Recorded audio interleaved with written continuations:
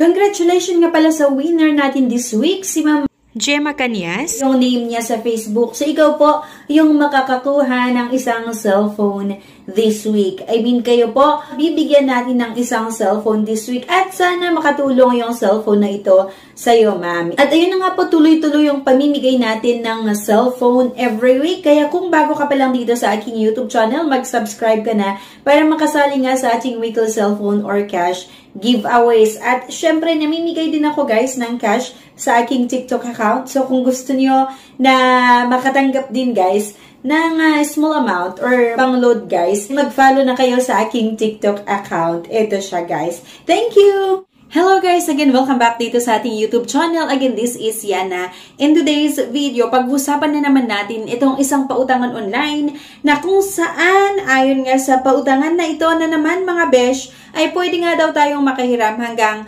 20,000 pesos. At mahaba na naman daw yung payment terms nila kasi meron nga silang 3 months na payment terms at mababa na daw mga besh yung interest 0.05%. Okay?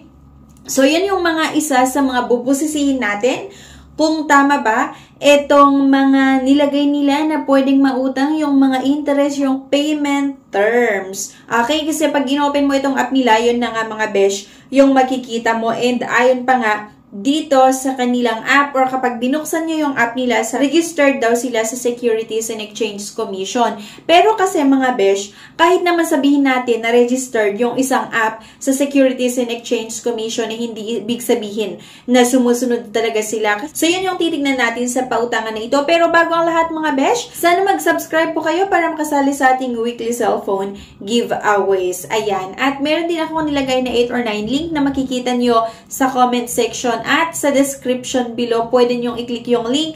Pwede nyong subukan kung naghahanap pa kayo ng ibang option na pwedeng mahiraman online. Pero disclaimer nga po, hindi nila ako binayaran para i-endorse sila. Based lang ito sa experience natin as a user. If declined sa bank and other loan apps, pwede nyong subukan yung ibang options.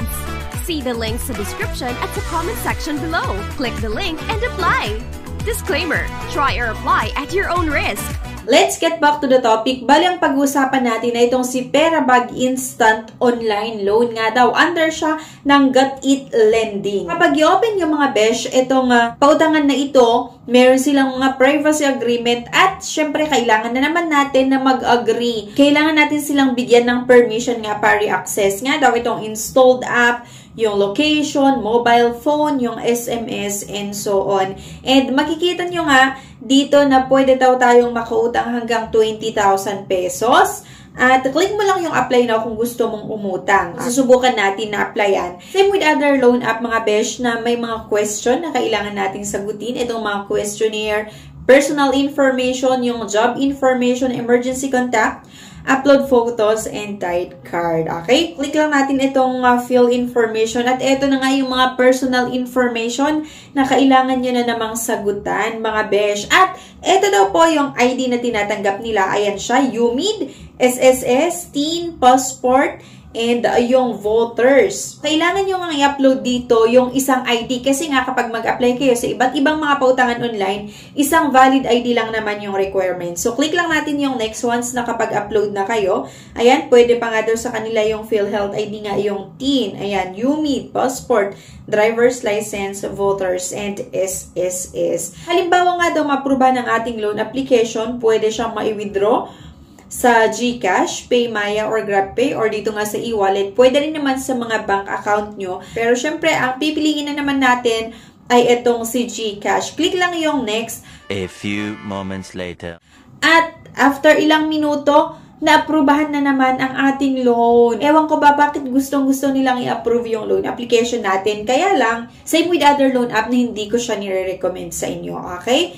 Itong pautangan na ito, napakalaki po yung interest and processing fees nila. 2,000 pesos yung unang in-approve nila at merong agad-agad na kalagay dyan sa baba niya. First repayment sa September 3, 2023. Okay? Nag-apply ako ng August 27, 2023. So, yun na nga mga besh, 7 days lang po yung ino-offer nila na payment terms at kung makikita nyo doon sa 2,000 pesos na naaprubahan, bali ang matatanggap lang po natin ay 1,260 pesos. Diba?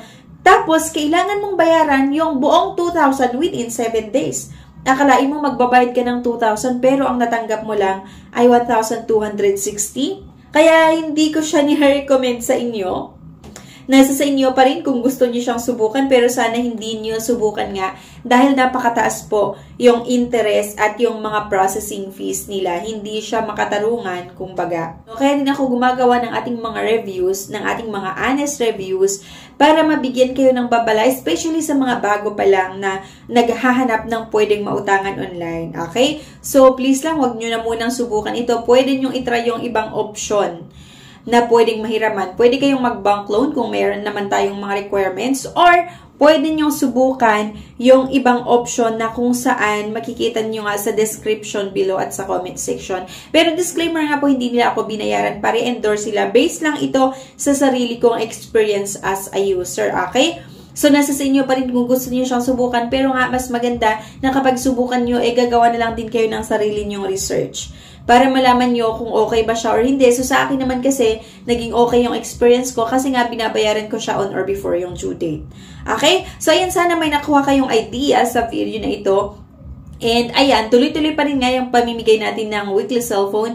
Kaya mag-subscribe na po kayo, or please don't forget to click the subscribe button. Sana i-like nyo yung video na ito at i-share nyo na rin. Thank you guys and bye-bye! If declined sa bank and other loan apps, pwede niyong subukan yung ibang options. See the links sa description at sa comment section below. Click the link and apply. Disclaimer: try or apply at your own risk.